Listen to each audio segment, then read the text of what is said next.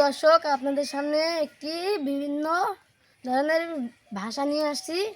আমি সেটা বলবো, আমার বন্ধু সেটার উত্তর দেবে। ভিটালো এটা আপনি ভিটালো এটা আছেন। ও বললো যে আপনি কি ভালো আছেন। এটা আপনি কি কোথায় ঠিক ইটারছেন। ও বললো যে আপনি কোথায় থেকে এসেছেন। এটা আপনার নিটাম কিটি। ও বললো যে আমার নাম কি।